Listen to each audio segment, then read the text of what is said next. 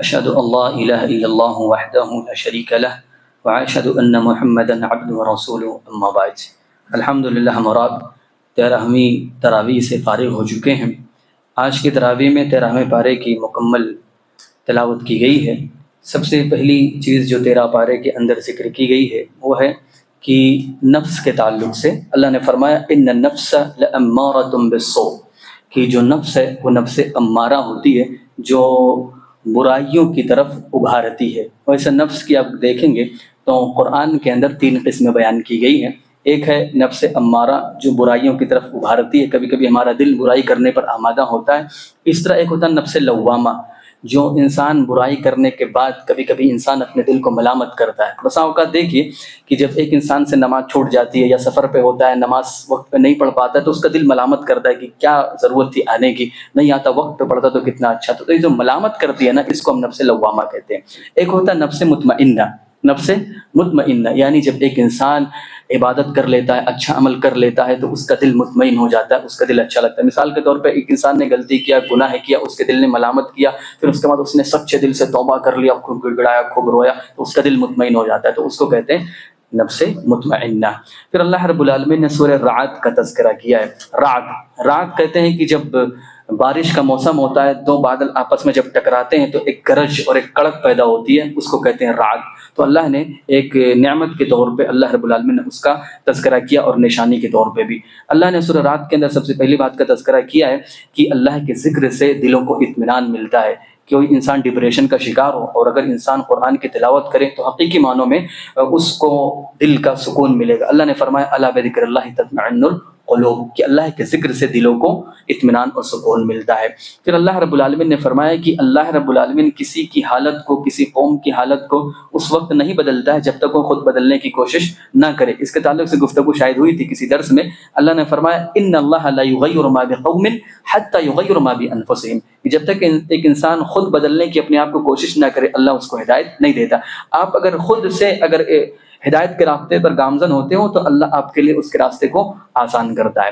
پھر اللہ رب العالمین نے ذکر کیا ہے کہ ہر چیز اللہ کے لیے سجدہ کرتی ہے۔ دنیا کے اندر جتنی بھی چیزیں ہیں، چرند پرند، یہاں تک کہ جمادات بھی، یعنی پیڑ پودے پتھر مٹی وغیرہ، سب کے سب اللہ کے لیے سجدہ کرتی ہیں۔ اللہ نے فرمایا وَلِلَّهِ يَسْجُدُ مَن فِي السَّمَاوَاتِ وَالْأَرْضِ، زمین و آسمان میں جو بھی چیزیں ہیں سب اللہ کے لیے سجدہ کرتی ہیں۔ پھر اللہ نے ذکر کیا کہ غیب کا علم صرف اللہ کو اور کسی کے پاس نہیں ہے۔ پھر اللہ نے ذکر کیا کہ رزق کبھی اللہ کسی کو زیادہ دیتا ہے، کسی کو کم دیتا ہے، یہ اللہ کا معاملہ ہے۔ اللہ یبسط الرزق لمن یشاء ویقدر، اللہ جس کو چاہتا ہے رزق میں اضافہ کرتا ہے، جس کے لیے چاہتا ہے کم کر دیتا ہے۔ پھر سب سے اخیر میں سورہ ابراہیم کی تلاوت کی گئی۔ ابراہیم علیہ السلام کا واقعہ تو اس کے اندر ذکر نہیں ہے، لیکن ان کے تعلق سے کچھ باتیں ذکر کی گئی ہیں۔ سب سے پہلے دیکھیے سورہ ابراہیم میں اللہ نے ذکر کیا کہ جو انسان نعمتوں پر شکر کرتا ہے تو اللہ اس کو مزید دیتا ہے۔ اللہ نے فرمایا لئن شکرتم لازیدنکم، اگر تم شکر گزاری کرو گے، جو کچھ آپ کے پاس ہے اس پر شکریہ ادا کرو گے تو اللہ آپ کو اور دے گا، لیکن اگر تم ناشکری کرو گے تو اللہ فرماتا ہے وَلَئِن كَفَرْتُمْ إِنَّ عَذَابِي لَشَدِيدٌ، اگر تم ناشکری کرو گے یعنی جو اللہ رب العالمین نے تم کو دیا اس پر جزا فضا کرو گے، اللہ کا شکر ادا نہیں کرو گے تو اللہ اس کو بھی ختم کر دے گا، تو اللہ کا عذاب بھی سخت ہے۔ پھر اللہ نے فرمایا کہ اللہ کو ہر چیز کا علم ہے، چاہے وہ چھپی ہو چاہے ظاہر ہو، اللہ سب کو جانتا ہے۔ پھر اللہ رب العالمین نے اس سورہ کے اخیر میں ابراہیم علیہ السلام کی تمام دعاؤں کا تذکرہ کیا ہے۔ وہ دعا دیکھتے ہیں۔ سب سے پہلے انہوں نے دعا کی تھی کہ وَإِذْ قَالَ إِبْرَاهِيمُ رَبِّ اجْعَلْ هَٰذَا بَلَدًا آمِنًا، کہ اے اللہ اس شہر مکہ کو تو امن والا بنا، اور آج پوری دنیا میں سب سے امن والا شہر اگر کوئی ہے تو وہ شہر مکہ ہے۔ پھر انہوں نے ایک دوسری دعا کی تھی وَجَنِّبْنِي وَبَنِيَّ أَن نَّعْبُدَ الْأَصْنَامَ، کہ اللہ تم مجھے اور میرے اولاد کو بتوں کی عبادت سے بچا۔ یہ بھی دعا کرنی چاہیے، کیونکہ کب انسان کا دل اور کس اولاد کا دل بدل جائے کسی کو معلوم نہیں ہو۔ آج کل تو ہر کوئی جانتا ہے لوگ کس طرح مرتد ہو رہے ہیں، اور کس طرح تعلیم ہائی ایجوکیشن کے نام پہ انسان نہ جانے کہاں کہاں بھٹک جاتا ہے، تو یہ دعا ضرور کرنی چاہیے۔ پھر ایک دعا انہوں نے کی تھی رب اجعلنی مقیم الصلاۃ ومن ذریتی ربنا تقبل دعا، کیا کہا رب اجعلنی مقیم الصلاۃ، اے اللہ تو مجھے نماز پڑھنے والا بنا، ومن ذریتی، اور میرے ذریت کو، میرے اولاد کو، میرے نسلوں کو بھی نمازی بنا، ربنا وتقبل دعا، اے ہمارے رب تو ہمارے دعا کو قبول فرما۔ پھر اسی طرح دعا کی تھی کہ ورزقهم من الثمرات لعلهم يشکرون، کہ اللہ تو ان کو پھلوں کی رزق دے شہر مکہ کو، اور آج الحمدللہ A1 نمبر کا جو پھل ہوتا ہے وہ شہر مکہ میں ملتا ہے، اور یہ دراصل ابراہیم علیہ السلام کی دعا کا نتیجہ ہے۔ پھر اسی طرح انہوں نے دعا کی تھی کہ ربنا اغفر لی ولوالدی وللمؤمنین یوم یقوم الحساب، کہ اے اللہ تو مجھے معاف فرما، میرے اولاد میرے والدین کو معاف فرما، تمام مومنین کو معاف فرما یوم یقوم الحساب، جب قیامت کا دن ہوگا، حساب و کتاب لیا جائے گا۔ اس طرح انہوں نے دعا کیا تھا ربی حب لی من الصالحین، اے اللہ تو مجھے نیک اولاد عطا فرما۔ ابراہیم علیہ السلام کے تعلق سے چونکہ وقت ہے، میں چاہ رہا تھا چند باتیں ہو جائیں کیونکہ سورہ ابراہیم ہی ہے، تاکہ بعد میں ابراہیم علیہ السلام کے تعلق سے کچھ باتیں نہ بچیں۔ دو تین باتیں جو موٹی موٹی باتیں۔ ابراہیم علیہ السلام جو پیدا ہوئے تھے وہ دراصل عراق کے ایک شہر ار میں، الف را ار میں پیدا ہوئے تھے عراق کے اندر۔ تو ان کے باپ جو تھے وہ بتوں کے پجاری تھے، اور بعض مفسرین نے ذکر کیا کہ بتوں کو بنا کر بیچتے تھے۔ آپ سوچیں اس گھر میں اللہ رب العالمین نے نبی کو پیدا کیا۔ ابراہیم علیہ السلام جب بڑے ہوئے تو لوگوں کو اسلام کی دعوت دی، لوگوں نے نہیں مانا، اپنے ابا کو بھی سمجھایا، نہیں مانا۔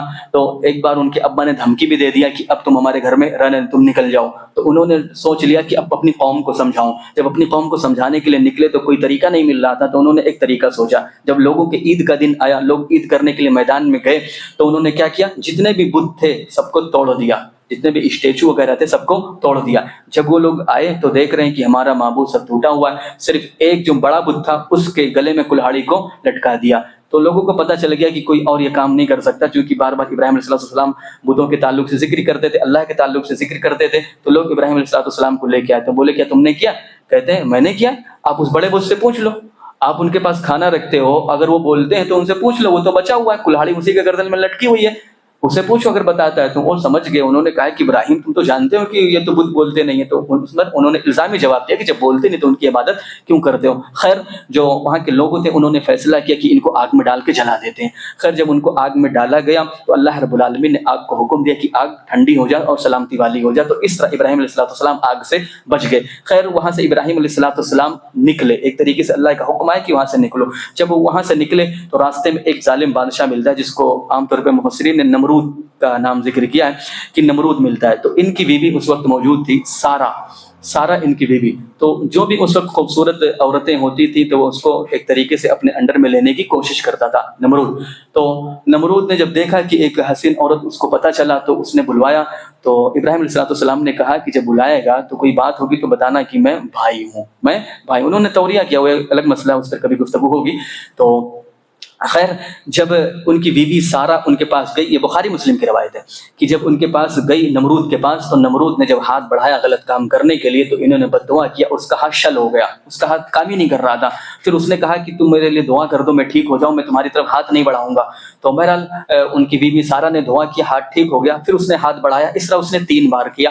جب وہ تھک ہار گیا تو اس نے خود چھوڑ دیا اور پھر ایک خادمہ کو بھی گفٹ دیا بطور، جن کو ہم ہاجرہ علیہ السلام کے نام سے جانتے ہیں۔ تو ہاجرہ ایک طریقے سے گویا کہ ان کو گفٹ ملی تھی تحفے کے طور پہ۔ بہرحال ان سے انہوں نے شادی کر لیا اور پھر ان دونوں کو لے کے چلے۔ جب ان دونوں کو لے کے چلے تو پھر ایک اور ظالم بادشاہ سے ملاقات ہوتی جو اللہ نے قرآن میں تذکرہ کیا ہے کہ جب انہوں نے ایک بادشاہ سے ملاقات کیا، بعض لوگوں نے اس کا نام نمرود ذکر کیا ہے۔ اچھا یہ بار بار نمرود جو بار بار آ رہا ہے تو بعض مفسرین نے ذکر کیا ہے کہ جس طرح فرعون موسیٰ علیہ السلام کے دور میں جو بھی بادشاہ ہوتا تھا اس کو فرعون کہا جاتا تھا، یا جو ظالم بادشاہ جو ہوتا اس کو فرعون کہا جاتا تھا، اسی طرح نمرود بھی جو ان کے اس میں کوئی بادشاہ ہوتا ظالم تو اس کو نمرود کا نام دیا جاتا۔ تو ہو سکتا ہے وہی نمرود ہو سکتا ہے کوئی اور نمرود ہو، خیر بتانا مقصود ہے کوئی ظالم بادشاہ تھا۔ تو ظالم بادشاہ جو ملا تو اس نے کہا کہ میں رب ہوں، وہ اپنے آپ کو رب کہتا تھا۔ تو ابراہیم علیہ السلام نے کہا کہ تم رب نہیں ہو۔ تو ابراہیم علیہ السلام نے کہا کہ میرا رب تو وہ ہے جو زندہ کرتا ہے وہ مارتا ہے۔ تو اس نے بھی 2 لوگوں کو بلایا، ایک کو مارا اور ایک کو چھوڑ دیا، کہا میں بھی زندہ کرتا ہوں، میں بھی مارتا ہوں۔ تو ابراہیم علیہ السلام نے کہا کہ میرا رب وہ ہے جو سورج کو پورب سے نکالتا ہے پچھم میں ڈبوتا ہے، تم الٹا کر کے دکھاؤ، تم پچھم سے نکالو اور پورب میں ڈبو کو دکھاؤ، پھر وہ ہکا بکا رہے گا۔ اس کا بھی اللہ نے تذکرہ کیا ہے۔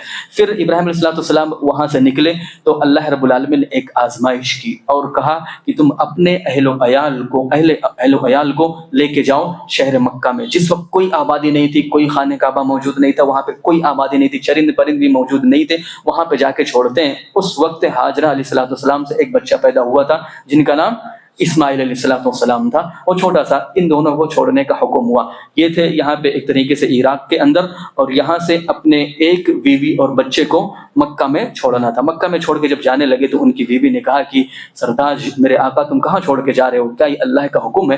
تو ابراہیم علیہ السلام نے کہا کہ ہاں یہ اللہ رب العالمین کا حکم ہے، اس لیے میں تم کو چھوڑ کے جا رہا ہوں۔ تو ان کی بیوی نے ایک تاریخی جملہ استعمال کیا تھا کہ پھر اللہ رب العالمین کو ضائع اور برباد نہیں کرے گا۔ اس وقت ان کے پاس تھوڑا سا کھجور تھا، تھوڑا سا پانی تھا، تو اس طرح ان کی زندگی گزرتے رہی۔ اور کچھ دنوں کے بعد جب سب کچھ ختم ہو گیا تو ہاجر علیہ السلام صفا سے مروہ اور مروہ سے صفا دوڑتی رہی، جو دو پہاڑی ہے۔ پہلے زمانے میں چونکہ آبادی نہیں تھی تو پہاڑ نظر آتا تھا، اور ابھی تو پہاڑی واڑی کا کچھ نظر نہیں آتا کیونکہ گھر آباد ہو گئے ہیں۔ تو خیر صفا سے مروہ، مروہ سے صفا دوڑ لگا رہی تھی کہ تاکہ کم سے کم اپنے بچے کے لیے کچھ تو بندوبست کر لیں پانی کا، کسی کھانے پینے چیز کا، کیونکہ ان کے دودھ بھی نہیں ہو رہا تھا۔ چونکہ انسان جب کچھ کھائے پیے گا نہیں تو کہاں سے کچھ ہوگا، کچھ باڈی میں طاقت ہی نہیں تو کہاں سے کچھ ہوگا، تو کچھ نہیں ہو رہا تھا۔ تو بہرحال دوڑ لگاتی رہی یہاں تک کہ اللہ رب العالمین نے جبریل امی یا فرشتوں کے ذریعہ آب زمزم کا ظہور کیا۔ بعض روایتوں کے اندر ملتا ہے کہ اسماعیل صلی اللہ علیہ وسلم اپنی ایڑیوں کو رگڑ رہے تھے، مختلف روایتوں کے اندر موجود، لیکن صحیح روایت یہ ہے کہ جبریل امی آئے اور انہوں نے اپنے پر کو مارا، ایک طریقے سے معجزہ تھا، تو وہ پانی بہنے لگا جس کو ہم اور آپ زمزم کے نام سے جانتے ہیں۔ پھر حاجرہ علیہ السلام دوڑی ہوئی آئی اور اس کو ایک مڈیر بات دیا زمزم، یعنی ایک طریقے سے رک جا پانی کو روکنے کے لیے، تو اسے زمزم کا نام پڑ گیا۔ خیر انہوں نے پیا اور پھر وہاں سے ایک طریقے سے آبادی دھیرے دھیرے بڑھتی رہی، جرہم کا قبیلہ وہاں سے گزرا اور بڑھتے رہے، یہاں تک کہ پھر اللہ رب العالمین نے ایک آزمائش کی۔